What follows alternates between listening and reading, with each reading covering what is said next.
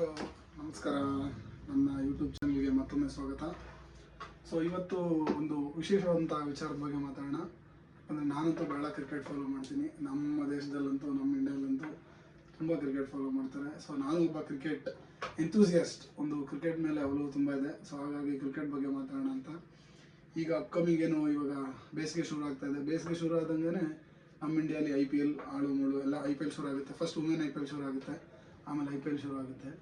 ಈ ವರ್ಷ ಇನ್ನೊಂದು ಏನು ವಿಶೇಷ ಅಂದರೆ ಚಾಂಪಿಯನ್ಸ್ ಟ್ರೋಫಿ ಶುರು ಆಗ್ತಾ ಇದೆ. ಫೆಬ್ರವರಿ 19ನೇ ತಾರೀಕಿಂದ ಚಾಂಪಿಯನ್ಸ್ ಟ್ರೋಫಿ ಶುರು ಆಗ್ತಾ ಇದೆ. ಸೊ ಚಾಂಪಿಯನ್ಸ್ ಟ್ರೋಫಿ ಬಗ್ಗೆ ಮಾತಾಡೋಣ. ಫಸ್ಟ್ ಫೋರ್ಮೋಸ್ಟ್ ಏನು ಮಾತಾಡೋಣ ಅಂದರೆ ಚಾಂಪಿಯನ್ಸ್ ಟ್ರೋಫಿ ಯಾವಾಗ ಶುರುವಾಯಿತು ಅಂತ ಮಾತಾಡೋಣ. ಸೊ ಚಾಂಪಿಯನ್ಸ್ ಟ್ರೋಫಿ ಬಂದು 1998 ಶುರುವಾಗಿದ್ದು. ಸೊ ಆ್ಯಕ್ಚುಲಿ ಚಾಂಪಿಯನ್ಸ್ ಟ್ರೋಫಿನ knockout trophy, ICC knockout trophies ಅಂತ ಕರಿತಾ ಇದ್ರಂತೆ. ಸೊ ನಾನು ಒಂದಷ್ಟು ನೋಟ್ಸ್ ಮಾಡ್ಕೊಂಡಿದ್ದೀನಿ ಏನು ಹೇಳಬೇಕು ಅಂತ. ಸೊ ಅದರಲ್ಲಿ ಏನು ಹೇಳ್ತಾರೆ ಅಂದರೆ ICC ನಾಕೌಟ್ ಟ್ರೋಫೀಸ್ ಅಂತ ಚಾಂಪಿಯನ್ಸ್ ಟ್ರೋಫಿನ ಕರಿತಾ ಇದ್ರು. ಸೊ ಇದು ಸ್ಟಾರ್ಟ್ ಆಗಿದ್ದು 1998ರಲ್ಲಿ. ಆ್ಯಕ್ಚುಲಿ ಫಸ್ಟ್ ಚಾಂಪಿಯನ್ಸ್ ಬಂದು ಸೌತ್ ಆಫ್ರಿಕಾ ಅವರು.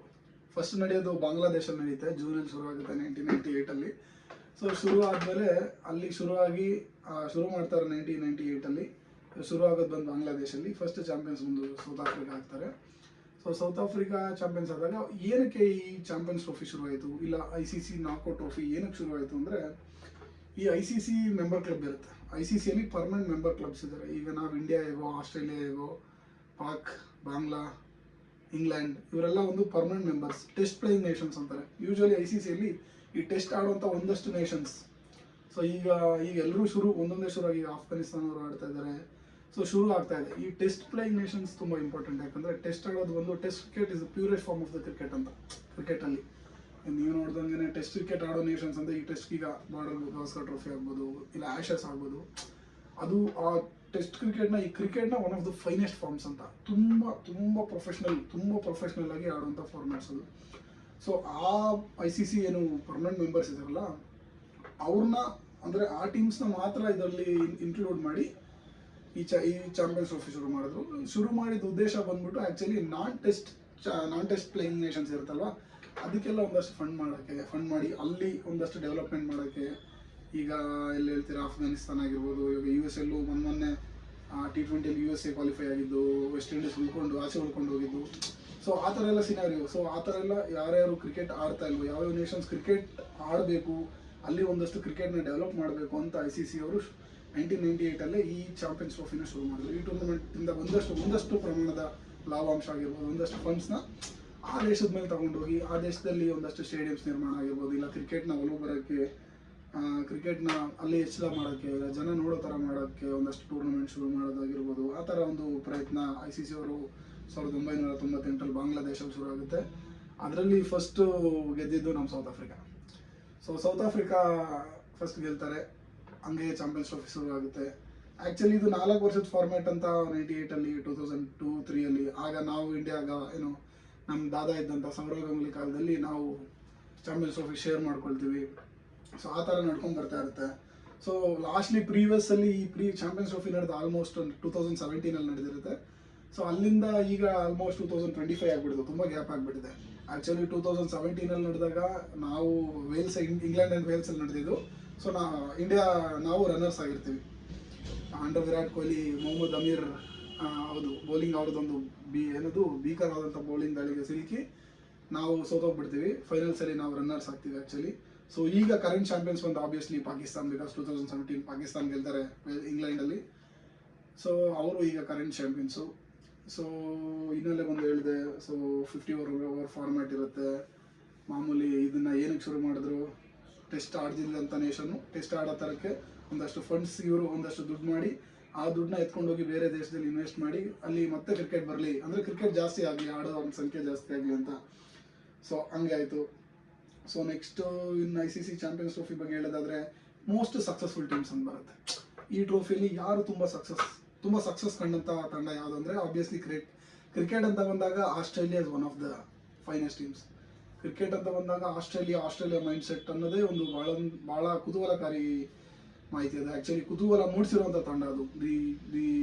The mind set of the Australian teams are like ಅವ್ರ ಮೈಂಡ್ ಸೆಟ್ನ ನಾವು ಇನ್ನೂ ಅರ್ಥ ಮಾಡ್ಕೊಳ್ಳೋಕ್ಕೆ ಆಗಲಿಲ್ವೇನೋ, ಇಲ್ಲ ಅವ್ರ ಮೈಂಡ್ ಸೆಟ್ ಒಂಥರ ಯೂನಿಕ್ ವೇಯಲ್ಲಿ ಆಸ್ಟ್ರೇಲಿಯನ್ಸ್ ಥಿಂಕ್ ಮಾಡ್ತಾರೆ ಅಂತ. ಸೊ ಹಾಗಾಗಿ ಆಬ್ವಿಯಸ್ಲಿ ಆಸ್ಟ್ರೇಲಿಯಾ ನಂಬರ್ ಫಸ್ಟಲ್ಲಿದೆ, ಅವರು 2 ಟ್ರೋಫಿ ಗೆದ್ದಿದ್ದಾರೆ. ಇನ್ನೊಂದು ವಿಷಯ ಅಂದರೆ ನಮ್ಮ ಇಂಡಿಯಾ ಕೂಡ ಸೇಮ್ ನಂಬರ್ ಆಫ್ ಟ್ರೋಫೀಸ್ ನಾವು ಗೆದ್ದಿದ್ದೀವಿ, 2 ಟ್ರೋಫಿ ಗೆದ್ದಿದ್ದೀವಿ. ಸೊ ಆಸ್ಟ್ರೇಲಿಯಾ ಮತ್ತು ಇಂಡಿಯಾ ಎರಡೂ ಕೂಡ ಸಮಾನವಾದಂಥ ಸಕ್ಸಸ್ ಈ ಟ್ರೋಫಿಯಲ್ಲಿ, ಅಂದರೆ ಈ ಚಾಂಪಿಯನ್ಸ್ ಟ್ರೋಫಿಯಲ್ಲಿ ಪಡ್ಕೊಂಡಿದೆ, ಈ ಟೂರ್ನಮೆಂಟಲ್ಲಿ ಪಡ್ಕೊಂಡಿದೆ. ಆ್ಯಕ್ಚುಲಿ ಈಗ ನಡೀತಾ ಇರೋಂಥ ಚಾಂಪಿಯನ್ಸ್ ಟ್ರೋಫಿ ಬಗ್ಗೆ ಮಾತಾಡೋದಾದರೆ ಫೆಬ್ರವರಿ 19 ಶುರು ಆಗುತ್ತೆ. ಸೊ ಅಲ್ಲಿಂದ ನಮ್ಗೆ ನಮ್ಮ ತಂಡಕ್ಕೆ ಎಷ್ಟು ಚಾನ್ಸ್ ಇದೆ, ಏನೇನಿದೆ ಅಂತ ನೋಡಬೇಕು. ಸೊ ಇದನ್ನ ಇನ್ನೊಂದು ಏನು ಹೇಳ್ತೀವಿ, ಚಾಂಪಿಯನ್ಸ್ ಟ್ರೋಫಿನ ಯೂಶಲಿ ಮಿನಿ ವರ್ಲ್ಡ್ ಕಪ್ ಅಂತಾನು ಕರೀತಾರೆ. ಯಾಕಂದರೆ ವರ್ಲ್ಡ್ ಕಪ್ಗಿಂತ ಮುಂಚೆ ನಡೆದ್ಬಿಡ್ತಾ ಇತ್ತು, ಬಟ್ ಈಗ ಈ ವರ್ಷ ಮಾತ್ರ ಆ ಥರ ಆಗಲಿಲ್ಲ, ವರ್ಲ್ಡ್ ಕಪ್ ಆಗೋಗಿದೆ. ಸೊ ಇದೊಂದು ಮಿನಿ ವರ್ಲ್ಡ್ ಕಪ್ ಥರ, ಯಾಕಂದರೆ 50 ಓವರ್ ಫಾರ್ಮ್ಯಾಟ್ ಆಗಿರೋದ್ರಿಂದ ವರ್ಲ್ಡ್ ಕಪ್ ನಡೆಯೋದೇ 50 ಓವರ್ಸಲ್ಲಿ. ಸೊ ಇದರಲ್ಲಿ ತಂಡ ಎಷ್ಟು ಬಲಿಷ್ಠ ಆಗಿದೆ ಅಂತ ಗೊತ್ತಾದಾಗ ಇದರಲ್ಲಿ ಯಾರ್ಯಾರು ತುಂಬ ಕೋರಲ್ಲಿ ಪರ್ಫಾರ್ಮ್ ಮಾಡ್ತಾರೋ ಸೊ ಅವ್ರಿಗೆ ಮಾಮೂಲಿ ತುಂಬ ಚಾನ್ಸಸ್ ಇದೆ ಅಂತ. ಸೊ ಈ ಟೂರ್ನಮೆಂಟಲ್ಲಿ ಇದುವರೆಗೂ ತುಂಬ ರನ್ ಸ್ಕೋರ್ ಮಾಡಿರೋದು ಯಾರಂದರೆ ದಿ ಬಾಸ್ ಕ್ರಿಸ್ ಗೇಲ್. ಅದು ಬಿಟ್ಟರೆ ಮೋಸ್ಟ್ ವಿಕೆಟ್ಸ್ ಬಂದು ಕೈಲ್ ಮಿಲ್ಸ್, ನ್ಯೂಜಿಲೆಂಡ್ ಅವರು, ಉತ್ತಮ ಬೌಲಿಂಗ್ ಮಾಡ್ತಾರವರು. ಸೊ ಡೈರೆಕ್ಟ್ ಈ ಸಿನಾರಿಯೋಗೆ ಬಂದ್ಬಿಡೋಣ. ಇದು ಎಲ್ಲ ಪಾಸ್ಟ್ ಆಯಿತು, ಅದ್ರ ಬಗ್ಗೆ ಏನು ಚಾಂಪಿಯನ್ಸ್ ಟ್ರೋಫಿ ಯಾರು ಜಾಸ್ತಿ ಆಡಿದ್ರು, ಯಾರ್ದು ಸಕ್ಸಸ್ಫುಲ್ ಟೀಮ್ಸ್ ಅಂತ ಇಲ್ಲಿಗೆ ಬಂದು ಇವಾಗ ನಾವು ಈ ವರ್ಷಕ್ಕೆ ಬಂದ್ಬಿಡೋಣ. ಅದರಲ್ಲೂ ಮೈನ್ ಫೋಕಸ್ ನಮ್ದು ಇಂಡಿಯಾದಾಗಿರುತ್ತೆ. ಯಾಕಂದರೆ ನಾವು ತುಂಬ ಫಾಲೋ ಮಾಡೋದ್ರಿಂದ ನಮ್ಮದು ಮೈನ್ ಫೋಕಸ್ ಇಂಡಿಯಾಗೆ ಮಾಡೋಣ. ಸೊ ಇಂಡಿಯನ್ ಸ್ಕ್ವಾಡ್ ಬರುತ್ತೆ ನಮ್ಗೆ. ಈ ಸಲ 3 ಮ್ಯಾಚ್ ಇದೆ. ನಮ್ಮದು ಒಂದು 19 ಶುರು ಆದರೆ 20ನೇ ತಾರೀಕು ಬಾಂಗ್ಲಾದೇಶ್ ಇಂಡಿಯಾ. ನಮ್ಮದು ಈಗ ಗೊತ್ತು ಪಾಕಿಸ್ತಾನವ್ರು ಆ್ಯಕ್ಚುಲಿ ಈ ವರ್ಷ ಹೋಸ್ಟ್ ಮಾಡ್ತಾ ಇರೋದು. ಎಲ್ರಿಗೂ ಗೊತ್ತು ಪಾಕಿಸ್ತಾನ ಇಂಡಿಯಾ ಹೋಗಲ್ಲ ಅಂತ. ಸೊ ಹಾಗಾಗಿ ಏನಾಗುತ್ತೆ, ಇಲ್ಲಿ ನಾವು ಆಡ್ತಾ ಇರೋಂಥ 3 ಟೂರ್ನಮೆಂಟು ನಾವು ಕ್ವಾಲಿಫೈ ಆದರೂ ಕೂಡ ಈ 3ರಲ್ಲಿ ಗೆದ್ದು ಮತ್ತೆ ನಾವು ಕ್ವಾಲಿಫೈ ಆಗಿದ ಆಗಿದ ತಕ್ಷಣ ಕೂಡ ಮತ್ತೆ ದುಬೈಲೇ ನಡೆಸೋದು. ಸೊ ನಮಗೆ ದುಬೈ ಸ್ಟೇಡಿಯಂನ ಆಲ್ರೆಡಿ ಇದು ಮಾಡಿದ್ದಾರೆ. So first match February 20 Bangladesh versus India, 2:30 ಗಂಟೆ ಮಾಮೂಲಿ ಟೈಮಿಂಗ್ಸ್, ಮಾಮೂಲಿ 2:30 ನಮ್ಮ ಇಂಡಿಯನ್ ಸ್ಟ್ಯಾಂಡರ್ಡ್ ಟೈಮಾಗಿ ಶುರು ಆಗುತ್ತೆ ದುಬೈಯಲ್ಲಿ. 23ನೇ ತಾರೀಕು Pak and India, the most expected match ಈ ವರ್ಷದ್ದು ಅಂದರೆ ದಿ ಇಂಡಿಯಾ ವರ್ಸಸ್ ಪಾಕ್ ಯಾವಾಗ ನಡೆದ್ರು ಮೋಸ್ಟ್ ಏನಂತಾರೆ ತುಂಬ ಕಾತರತೆಯಿಂದ ಕಾಯುವಂಥ ಒಂದು ತಂಡಗಳವೆರಡು. ಸೊ ಅದಾದಮೇಲೆ ಇಂಡಿಯಾ ವರ್ಸಸ್ ನ್ಯೂಜಿಲೆಂಡ್. ಸೊ ಅದು ಮಾರ್ಚ್ 2ನೇ ತಾರೀಕು ಇರುತ್ತೆ. ಅದಕ್ಕೆ ಒಂದು ವಾರ ಇನ್ನೂ ಜಾಸ್ತಿನೇ ಗ್ಯಾಪ್ ಇದೆ. ಸೊ ಇದು ನಮ್ಮ ಇಂಡಿಯಾದ ಶೆಡ್ಯೂಲ್ ಈ ವರ್ಷದ ಚಾಂಪಿಯನ್ಸ್ ಟ್ರೋಫಿಗೆ.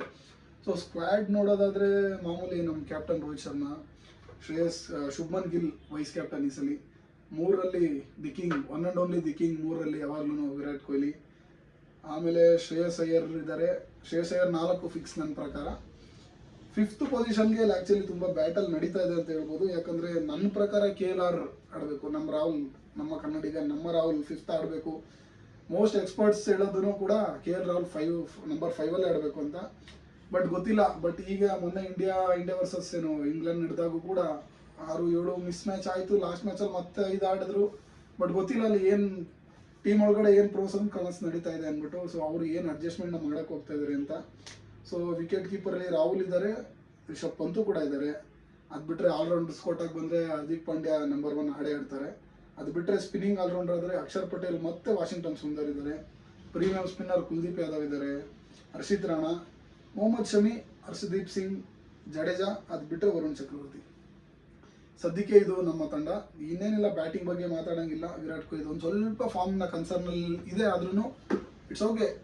ಲೀಗ್ಸ್ ಅಂತ ಬಂದಾಗ, ಟ್ರೋಫಿ ಅಂತ ಬಂದಾಗ ವಿರಾಟ್ ಕೊಹ್ಲಿ ನಂಬರ್ 1 ಅವ್ರ ಬಗ್ಗೆ ಮಾತಾಡೋಕ್ಕೆ ಯಾರೂ ಆಗಲ್ಲ. ಬಟ್ ರೋಹಿತ್ ಶರ್ಮಾ ಅವ್ರ ಸೆಂಚುರಿ ಎಲ್ರಿಗೂ ಖುಷಿ ತಂದಿದೆ. ಇಲ್ಲ ನೋಡೋಣ ಒಂದು ಏನು ಮಾಡ್ತಾರೆ. ಇಲ್ಲ ಚಾಂಪಿಯನ್ಸ್ ಟ್ರೋಫಿಯಲ್ಲಿ ಆಡ್ತಾರೆ, ಎಲ್ಲರೂ ಖಂಡಿತವಾಗ್ಲೂ 100% ಕೊಡ್ತಾರೆ. ಬಟ್ ಬೌಲಿಂಗ್ ಡಿಪಾರ್ಟ್ಮೆಂಟ್ ಸ್ವಲ್ಪ ಕನ್ಸರ್ನ್ ಆಗಿದೆ ನನ್ನ ಪ್ರಕಾರ.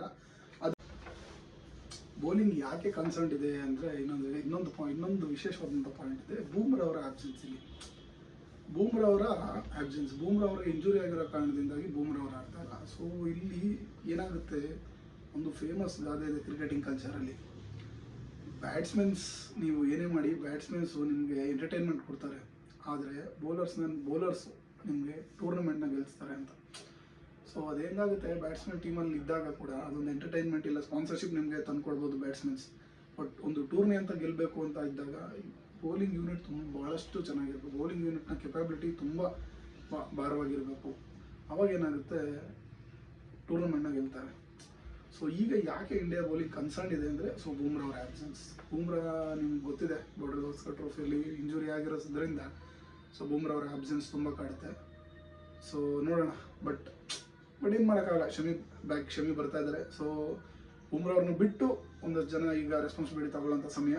ಸೊ ತಗೊಳ್ತಾರೆ ಅಂತ ನಮ್ಮೆಲ್ಲರ ಭಾವನೆ. ಸೊ ತಗೊಳ್ತಾರೆ ಒಪ್ಪೋದಿಲ್ಲ.